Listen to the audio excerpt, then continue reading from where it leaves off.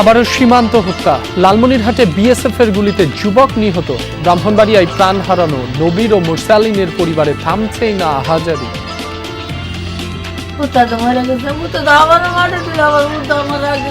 আমার পুত্রের যে ফল লকডাউন নিয়ে আমি বিএসএফ এর ওখানে গুলি করে মারা। ভারতের যে প্রশাসন আছে এরা তো হয়েছে, আগে এত শ্রেণী ছিল না। এরা যে কি পাইছে বাংলাদেশকে পাখির মতো এরা গুলি করে। হামও উপসর্গে আরো 7 জনের মৃত্যু। ভ্যাকসিন নেয়ার বয়স পুনর্বিবেচনার দাবি, সিদ্ধান্ত দেবে ডব্লিউএইচও, বলছেন বিশ্লেষকরা। কুমিল্লা মেডিকেলে মিলছে না বিনামূল্যের ওষুধ, বিকল এক্সরে মেশিন। গেল বছর চিকিৎসা সরঞ্জাম কেনাকাটায় অনিয়মের খেসারত। মেডিকেল থেকে আমাকে কোনো কিছু একটা গ্যাসের ওষুধও দিচ্ছে না, একটা গ্যাসের ট্যাবলেট পর্যন্ত আমাকে দেওয়া হয় নাই। সরকারি তো আমরা লাভ হইল কি, আমরা তো মাত্র বেড ভাড়া নিলেন, এরপর ওষুধের টাকা নিলেন, এরপর বাইরে তো সবগুলো আমরা কিনে আনার লাগবে। পদ্মা ব্যারেজ প্রকল্প পাশ হওয়ায় নতুন করে স্বপ্ন বুনছেন পাড়ের বাসিন্দারা। জীবনমানের উন্নয়ন হবে 26 জেলার মানুষের। টিউবওয়েলে পানি থাকে না, টিউবওয়েলে পানি উঠবে, নদীতে পানি থাকবে। এদিকে আমরা ফসলে পানি দিতে পারি না, মেশিন দিয়ে পানি উঠতে চাই না। যেখানে পানি থাকে না সে এক কথা, আরো গোসল করা, খেত খোলা নিয়ে অনেক সমস্যা। বৃষ্টি আর ঝড়ের পানিতে রক্তদহ বিলে ডুবেছে প্রায় 300 একর জমির পাকা ধান। বিপাকে নওগাঁ বগুড়ার হাজারো কৃষক। মোটামুটি 400 থেকে 500 বিঘা জমি ধান আমাদের কৃষকদের নষ্ট হয়ে গেছে। সামনে বাঁধ আছে, বাঁধে পানি আটকে যায়, কচুরি বাঁধের পানি আটকে যায়, এই পানি বের হয়ে যেতে পারে না। ঈদে হাটে তোলার জন্য রাজবাড়িতে প্রস্তুত 70,000 গবাদি পশু। অবৈধ পথে গরু আনা ঠেকাতে সতর্ক থাকতে বলা হয়েছে বিজিবিকে, জানালেন প্রাণী সম্পদ মন্ত্রী।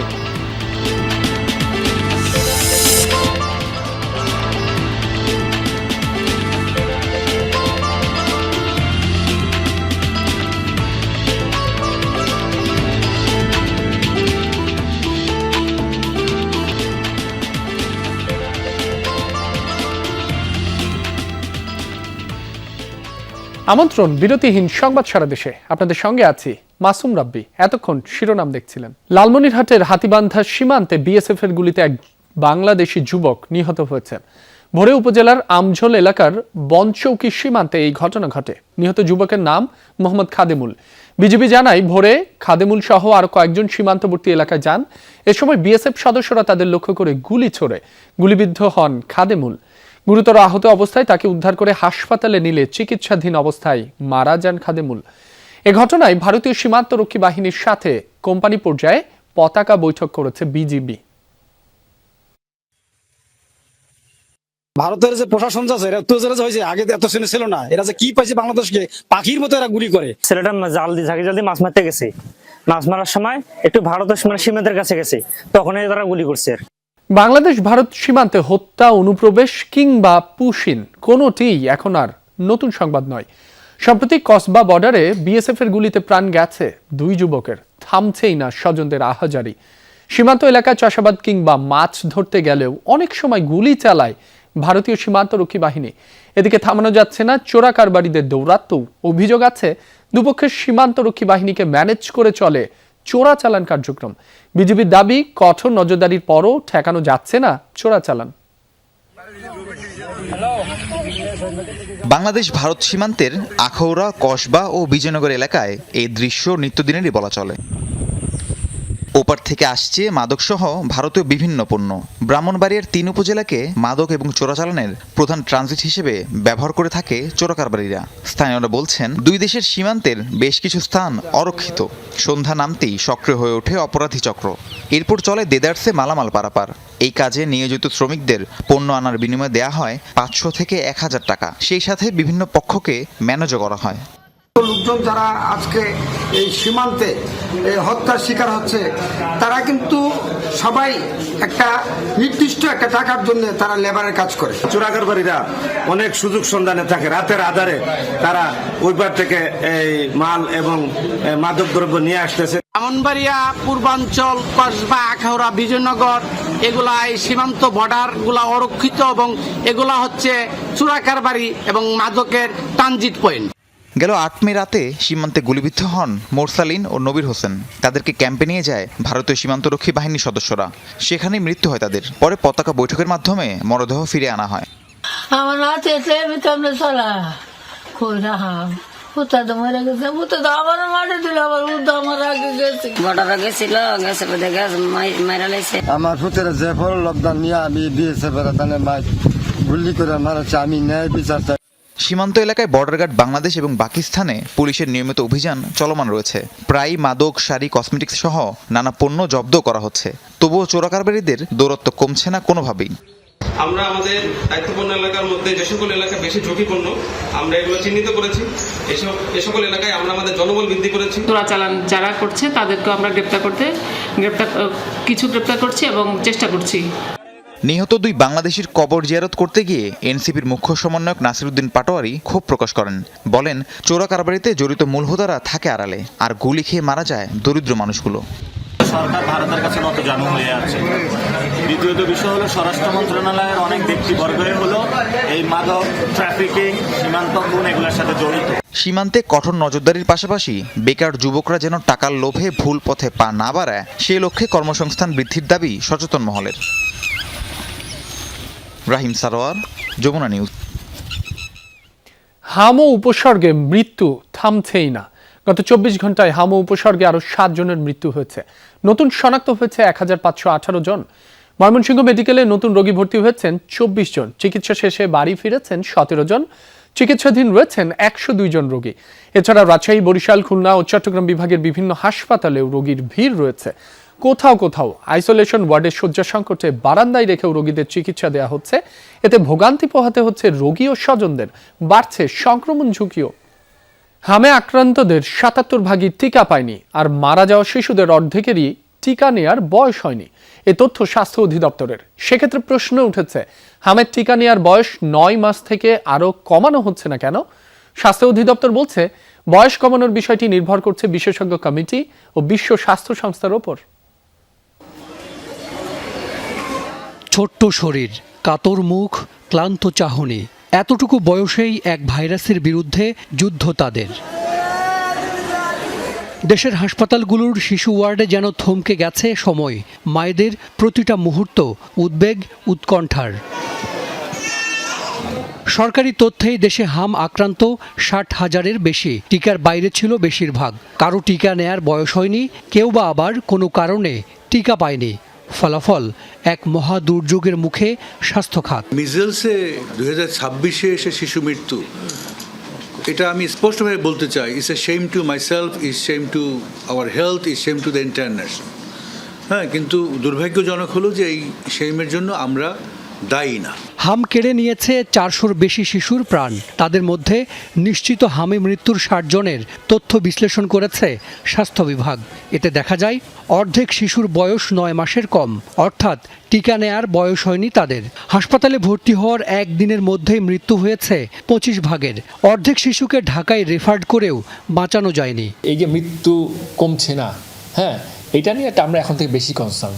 আমরা ট্রিটমেন্ট রাইট টাইমে দিচ্ছি, but we fail to save the patient. তাহলে রাইট ট্রিটমেন্ট দেওয়ার পরও কেন পেশেন্ট সেভ করতে পারছে? ওদের সিভিয়ারিটিটা কোন জায়গায়, কোথায় সিভিয়ারিটি কোথায়, এবং এই সিভিয়ারিটিতে সে কেন উপনীত হলো, এটা নিয়ে আমরা কাজ করছি। হামে 3 মাসের শিশুও মারা গেছে, অথচ টিকা দেয়া হয় 9 ও 15 মাস বয়সে। তবে হামের চলমান টিকা কর্মসূচিতে তা 6 মাস করা হয়েছে। নিয়মিত টিকা কর্মসূচির বয়স কমানোর বিষয়ে সিদ্ধান্ত হয়নি এখনো। মানে 9 মাস থেকে 6 মাসে আসছে, 3 মাস আমরা আগে নিয়ে আসছি।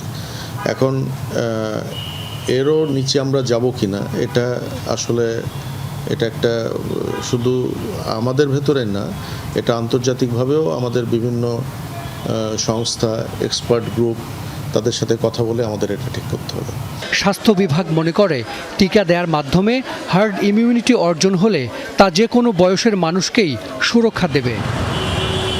হাসান মিসবাহ, যমুনা নিউজ, ঢাকা।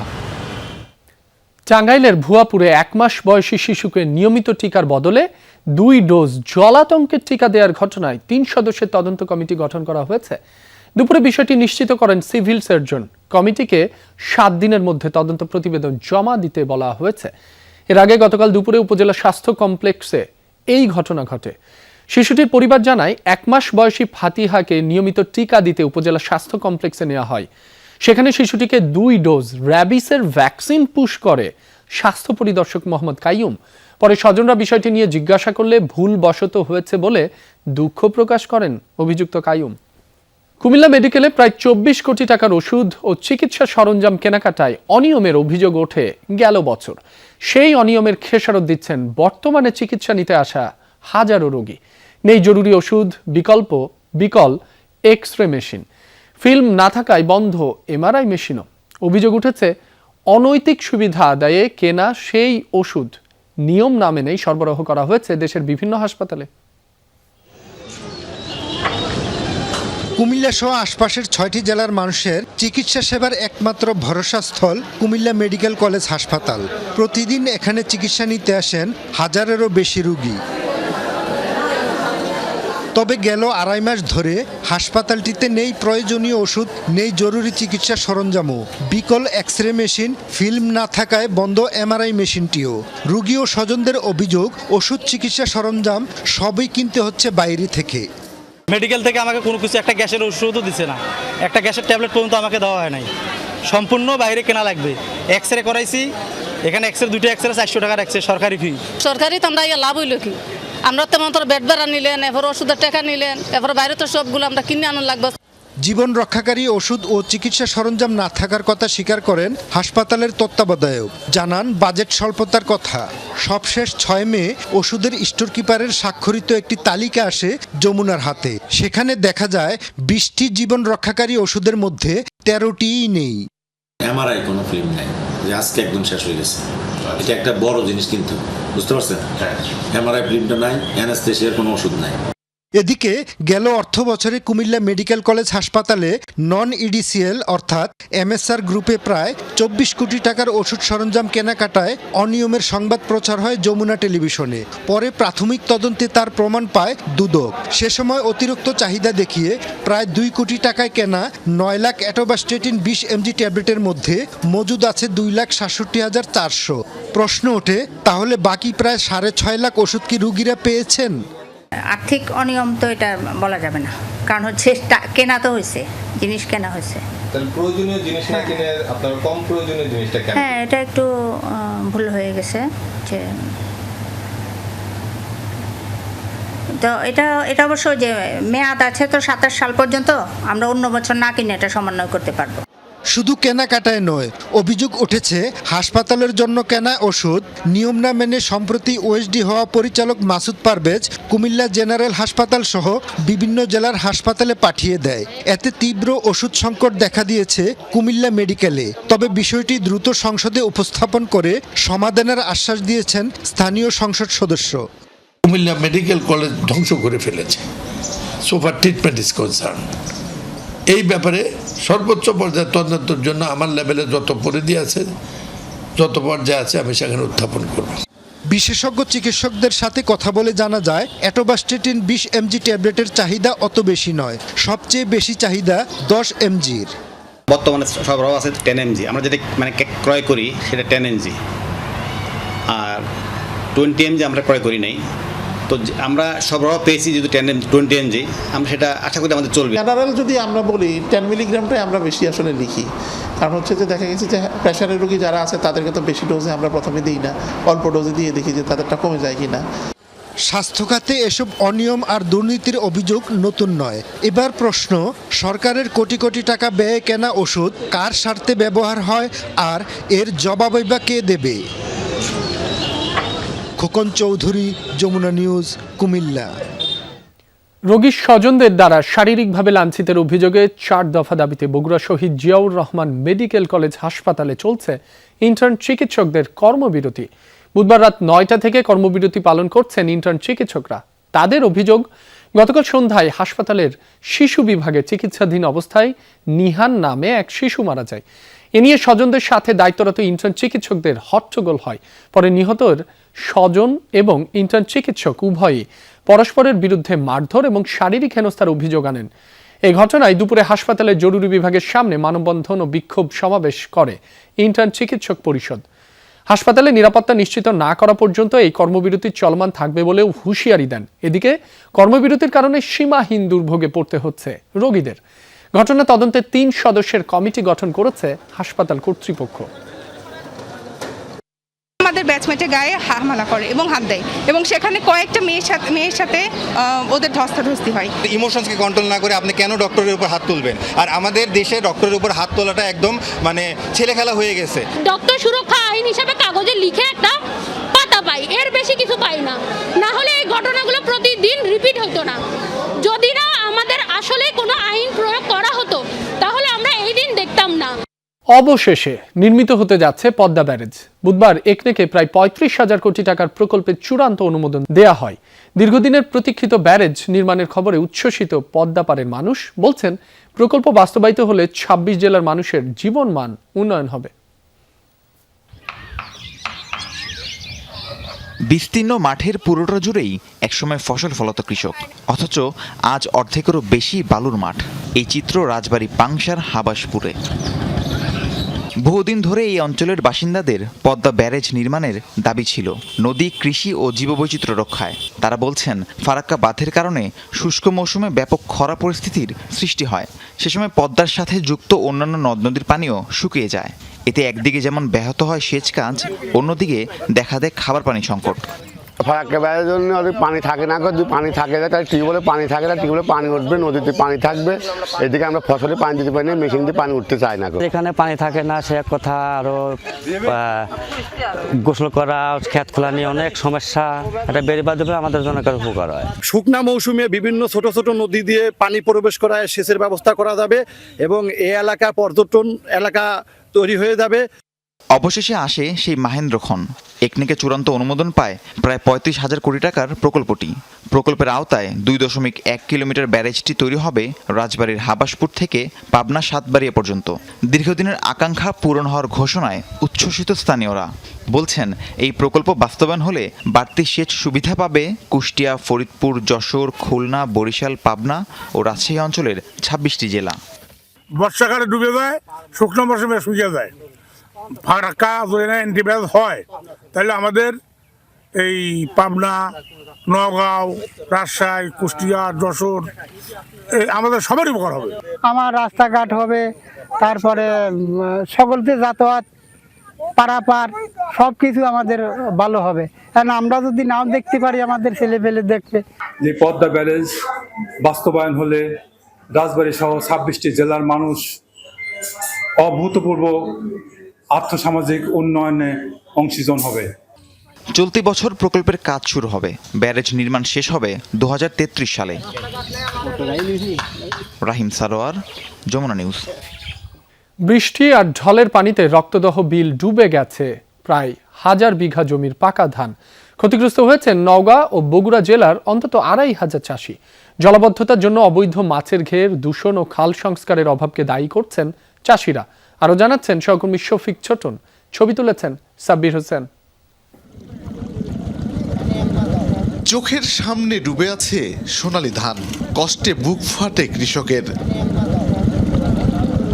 পানির নিচে তলিয়ে যাওয়ায় রক্তদহ বিলে নষ্ট হচ্ছে প্রায় 300 একর জমির ফসল। ধার দেনা ও ঋণ নিয়ে করা আবাদের এমন পরিণতিতে দিশেহারা কৃষক। হওয়া ফসল নষ্ট হয়ে গেছে, টেকা গেছে, এই ফসলগুলা কিভাবে হবে আমরা পাবো? নিম্নে 20,000 30,000 টাকা খরচ করেছে, 30,000 টাকা চোখ মোজা হয়েছে। এই ফসল আমাদের তুলবো কিভাবে আর খাবো কিভাবে? আমরা গরিব মানুষ, না খাই মরে যাবো আমরা। চাষিরা বলছেন, উজানে 22টি খালের পানি এসে জড়ো হয় রক্তদহ বিলে, কিন্তু সেই পানি প্রবাহে ভাটিতে রয়েছে মাত্র একটি খাল। অন্যদিকে বিলের জমি দখল করে পুকুর খনন করায় প্রবাহ রয়েছে বন্ধ। এতে প্রতি বছরই জলাবদ্ধতায় নষ্ট হচ্ছে বোরো ধান, সংকটে জীববৈচিত্র্য। সামনে বাঁধ আছে, বাঁধে পানি আটকা যায়, প্রচুর পানি আটকা যায়, এদের পানি বের হয়ে যেতে পারে না। এই কারণে পানি আটকা পড়ার কারণে ধান ডুবে গেছে। মোটামুটি 400 থেকে 500 বিঘা জমির ধান আমাদের কৃষকদের নষ্ট হয়ে গেছে।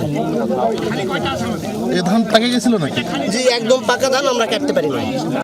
রক্তদহ বিলের দৈর্ঘ্য প্রায় 26 কিলোমিটার, আবাদি জমির পরিমাণ 220 হেক্টর। জলাবদ্ধতা দূর করা গেলে প্রতি বছর অন্তত 63,000 মেট্রিক টন খাদ্যশস্য এবং দেশীয় মাছের উৎপাদন বাড়বে বলছেন সংশ্লিষ্টরা। বিলটা যদি পুনঃখনন করা হয়, পুনঃখনন করা হলে এখানে এর অ্যাডজাসেন্ট প্রায় 4500 হেক্টর জমি এক ফসল থেকে 3 ফসলে উন্নত করা সম্ভব এবং যার ফলে দেশে অতিরিক্ত প্রায় 63,000 মেট্রিক টন অতিরিক্ত ফসল উৎপন্ন করা সম্ভব। সংকট উত্তরণে দীর্ঘমেয়াদী পরিকল্পনার কথা বলছেন স্থানীয় জনপ্রতিনিধিরা। ক্ষতিগ্রস্ত চাষিদের দিচ্ছেন ক্ষতিপূরণের আশ্বাস। আগামী বছর এই বিলটা খনন হবে বা এই কাজগুলো পাকা রাস্তা সহ এই কাজগুলো ইনশাআল্লাহ আগামী বছর হবে আমরা আশা করতেছি। বিলটা খনন যদি হয় তাহলে আমাদের এটা একটা অনেক বড় সম্পদে পরিণত হবে। এই বিলটা এখানে একটা ব্যাপক মাছ চাষ হবে। জলাধার ও খাল পুনর্খননের পাশাপাশি আধুনিক সেচ ব্যবস্থা এবং সড়ক নির্মাণ সহ রক্তদহ বিলে আরও বেশ কিছু উন্নয়ন পরিকল্পনার কথা জানিয়েছেন সংশ্লিষ্টরা। শফিক ছোটন, যমুনা নিউজ, নওগাঁ। থেমে থেমে বৃষ্টি এবং পাহাড়ি ঢলে ধীরে ধীরে বাড়ছে নেত্রকোনার বিভিন্ন নদ নদীর পানি। এছাড়া 10 উপজেলার কিছু উঁচু এলাকায় বৃষ্টির কারণে তৈরি জলাবদ্ধতায় তলিয়ে গেছে পাকা বোরো ফসল। এদিকে নতুন করে আর বৃষ্টি না হয় পানি নেমে গেছে শেরপুর ও ময়মনসিংহের নিচু এলাকাগুলোয়। তবে গতকালের ভারী বৃষ্টিতে বেশ ক্ষয়ক্ষতি হয়েছে শেরপুরে। তলিয়ে গেছে 2 উপজেলার প্রায় 20 একর ফসলি জমি। এ নিয়ে শঙ্কিত কৃষকরা। রাত থেকে বৃষ্টি না থাকায় মহারশী, ভোগাই, সোমেশ্বরী ও চেল্লাখালী নদীর পানি বিপদসীমার নিচে অবস্থান করছে। এদিকে গারো পাহাড় থেকে নতুনভাবে আর ঢল না নামায় পরিস্থিতির উন্নতি হয়েছে ময়মনসিংহের হালুয়াঘাট উপজেলার গাজীরভিটা এলাকায়। আগামী কয়েকদিন রংপুর, সিলেট ও ময়মনসিংহ বিভাগের অনেক জায়গায় মাঝারি থেকে ভারী এবং অতি ভারী বৃষ্টির পূর্বাভাস দিয়েছে আবহাওয়া অধিদপ্তর। সিরাজগঞ্জে 9 বছরের শিশুকে ধর্ষণের ঘটনায় ষাটোর্ধ্ব প্রতিবেশী তাসলিমকে আসামি করে মামলা হয়েছে। গ্রেফতারে অভিযান চালাচ্ছে পুলিশের বিশেষ টিম। গত মঙ্গলবার সদরের সাইদাবাদ এলাকায় এই ঘটনা ঘটে। পরিবারের অভিযোগ, বিকেলে বাড়ির সামনে খেলছিল শিশুটি। এ সময় তাকে আম দেয়ার কথা বলে জঙ্গলে ডেকে নেয় তাসলিম। এরপর চালায় নির্যাতন। বিষয়টি কাউকে জানালে হত্যার হুমকিও দেয়। বাড়ি ফিরে ব্যথায় কাতর শিশুটি পরিবারের কাছে জানালে তাকে হাসপাতালে নেওয়া হয়। খবর পেয়ে পালিয়ে যায় তাসলিম। প্রাথমিকভাবে স্বাস্থ্য পরীক্ষায় ধর্ষণের আলামত মিলেছে বলে জানিয়েছেন চিকিৎসকরা। স্বজনরা জানায়, মামলা করলে আসামিকে গ্রেফতারে অভিযানে নামে পুলিশ। আমরা আইনগত ব্যবস্থা নিয়েছি। আমরা বাদী যে পরিবার রয়েছে তাদের সাথে যোগাযোগ করেছি এবং যোগাযোগ করে তাকে থানায় এনে দ্রুত মামলা রুজু করা হয়েছে। কোরবানি ঈদের সময় সীমান্ত দিয়ে অবৈধভাবে যেন কোনো পশু দেশে প্রবেশ করতে না পারে সেজন্য বিজিবিকে সতর্ক থাকতে বলেছেন মৎস্য ও প্রাণী সম্পদ মন্ত্রী আমিনুর রশিদ। দুপুরে সাভারে বাংলাদেশ প্রাণী সম্পদ গবেষণা ইনস্টিটিউটে এক মতবিনিময় সভায় এসব কথা বলেন তিনি। এ সময় তিনি জানান, দেশে গরু, ছাগল, মহিষের অভাব নেই। কুরবানির জন্য 1 কোটিরও বেশি পশু প্রস্তুত রাখা হয়েছে। তাই অবৈধভাবে পশু প্রবেশ ঠেকাতে বিজিবিকে সতর্ক থাকতে বলেন। মন্ত্রী বলেন, চামড়ার বাজার নিয়ে বাণিজ্য মন্ত্রী ও ব্যবসায়ীদের সাথে কথা বলে নতুন দাম নির্ধারণ করা হয়েছে। চামড়া শিল্পের সুষ্ঠু ব্যবস্থাপনা নিশ্চিত করা হবে। এ সময় ঢাকা 19 আসনের সংসদ সদস্য ডাক্তার দেওয়ান মোহাম্মদ সালাউদ্দিন বাবু সহ আরো বিভিন্ন দফতরের কর্মকর্তারা উপস্থিত ছিলেন। চড়াই পথে যেন না আসে এটার জন্য ব্যবস্থা নেওয়া হয়েছে। বিজেপি থেকে শুরু করে এলাকার বর্ডার জোনের জনগণকেও সচেতন করা হয়েছে যেন না আসতে পারে। আমাদের গরু, ছাগল, ভেড়া, মহিষ সবকিছু মিলে 1 কোটি প্লাস কোরবানির জন্য রেডি করা। কোরবানির ঈদ সামনে রেখে রাজবাড়ীতে 70,000 পশু প্রস্তুত করেছেন খামারিরা, যার মধ্যে মাঝারি ও ছোট সাইজের গরুই বেশি।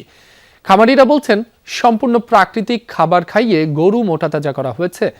তবে গোখাদ্যের দাম বৃদ্ধি ও গরু আমদানি নিয়ে দুশ্চিন্তায় তারা।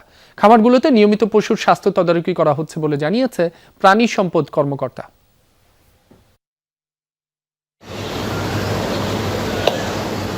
ঈদুল আজহার এখনো বাকি প্রায় 2 সপ্তাহ।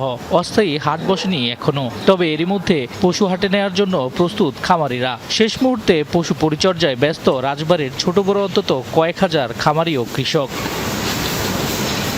ক্রেতাদের চাহিদার কথা মাথায় রেখে জেলার খামারগুলোতে এবার মাঝারি থেকে ছোট গরুর সংখ্যাই বেশি। খামারিরা বলছে, খড়, কাঁচা ঘাস, কুড়া, খৈল, গমের ছাল, ভুট্টা গুঁড়া খাইয়ে পশু মোটাতাজা করা হয়েছে। পশুপালনে কোনো ধরনের কীটনাশক বা ইনজেকশন ব্যবহার করা হয়নি বলে দাবি পরিচর্যাকারীদের। পাশাপাশি খামারে ছাগল ও ভেড়াও পালন করা হচ্ছে। দানাদার খাদ্য খাওয়াই, কোড়া, ভুসি, ভুট্টা, এবং পর্যাপ্ত পরিমাণ সবুজ ঘাস আছে আমাদের। মোটাটা দেওয়ার জন্য আমাদের মহাজন কোনো ওষুধপাতি ব্যবহার করে না। আমাদের ছাগলের ফার্ম আছে, ছাগল আছে, ভেড়া আছে, গারল আছে। কুরবানির জন্য আমরা প্রস্তুতি করতেছি। খামারিরা বলছে এবছর গোখাদ্য শ্রমিকদের মজুরি বেশি থাকায় লালন পালনেও খরচ বেড়েছে। এ অবস্থায় গরু আমদানি করা হলে লোকসানে পড়বেন তারা। সরকারের কাছে অনুরোধ যে এগুলো কিন্তু একটু কড়া নজরদারিতে রাখলে বাইরের রাষ্ট্রের গরু যদি না ঢোকে অবৈধ পথে, তাহলে আমাদের দেশের খামারিরা লাভবান হতে পারবে এবং সে উৎসাহিত হবে। জেলা প্রাণী সম্পদ কার্যালয়ের কর্মকর্তা জানায়, জেলায় এবার প্রায় 55,000 কোরবানির পশুর চাহিদা রয়েছে। আমাদের অনলাইন প্ল্যাটফর্মে বিক্রির ব্যবস্থা আছে। প্রাণী সম্পদ দপ্তরের উপজেলা পর্যায়ে তারা ফেসবুক পেজ খুলেছে, অথবা কোনো খামারি ফেসবুক পেজ বা অনলাইন প্ল্যাটফর্ম খুললে আমরা তাদের সাথে লিঙ্ক হয়ে আমরা প্রচারণা চালাই। এবার জেলায় কোরবানির হাটে বিক্রির জন্য চাহিদার চেয়ে প্রায় 15,000 বেশি পশু প্রস্তুত রয়েছে। শামস তাবরিজ উচ্ছ্বাস, যমুনা নিউজ। এ পর্যায়ে গরু ছাগলের হাটের খবর জানবো। সিরাজগঞ্জ থেকে যুক্ত হচ্ছেন সহকর্মী গোলাম মোস্তফা রুবেল। রুবেল, আপনি বর্তমানে কোন হাটে রয়েছেন? সেখানে পশুর সরবরাহ কেমন দেখছেন? বেচাকেনা কি জমে উঠেছে? রাব্বি, আসলে গো খামারের রাজধানী হিসেবে খ্যাত সিরাজগঞ্জ জেলায় কিন্তু ইতিমধ্যেই গো খামারের যে সমস্ত খামারগুলো রয়েছে সেখানকার গরু কিন্তু প্রায় শেষ হয়ে গেছে, কারণ দূর দূরান্তে পাইকাররা এসে সকল গরু কিন্তু নিয়ে গেছে। আমি এসেছি হাটে, মূলত এখানে যারা খামার ছোটো ছোটো যারা কৃষকরা রয়েছেন, যারা 2-3টা করে সাধারণত গরু লালন পালন করে, ঠিক তারা কিন্তু মূলত এই হাটগুলোতে এখন গরু নিয়ে এসে বিক্রি করছেন। তবে সকাল থেকে পর্যাপ্ত পরিমাণ ভিড় ছিল, গরু ছিল পর্যাপ্ত, পাইকারও ছিল পর্যাপ্ত, অর্থাৎ সব কিছু বেচাকেনি একদম শেষের মধ্যে। যেগুলো রয়েছে সেগুলো কিন্তু এখন দরদাম চলছে, কেনা বেচার জন্য যারা কিনতে আসছেন তারাও কথা বলছেন, দামাদামি করছেন, ক্রেতা বিক্রেতাদের মধ্যে দর কষাকষি হচ্ছে। সব কিছু মিলে কিন্তু আসলে সিরাজগঞ্জের সবগুলো হাটে এখন গরুর কিন্তু পর্যাপ্ত পরিমাণ যে সমস্ত কৃষকের হাতে গরু আছে সেগুলো কিন্তু উঠেছে, এবং কিন্তু ক্রেতাও কিন্তু আমরা পর্যাপ্ত দেখছি। সব মিলে এবার গরুর দাম কেমন দেখছেন? দাম একটু বর্তমান পর্যাপ্ত পরিমাণে বেশি, একটু কম আর চিন্তা ভাবনা আছে, কিন্তু খুব কম। কিন্তু গরু বর্তমান গৃহস্থ পালে তো পাইলে মনে করেন খুদ ভুসি খায়, সারা বছর পাইলে বিক্রি করতে আসে, কিন্তু গরুর বাজারে বেশি চড়া যাইতেছে না, কিন্তু যাবে সামনের সপ্তাহ একটু গরুর দাম একটু চড়া যেতে পারে।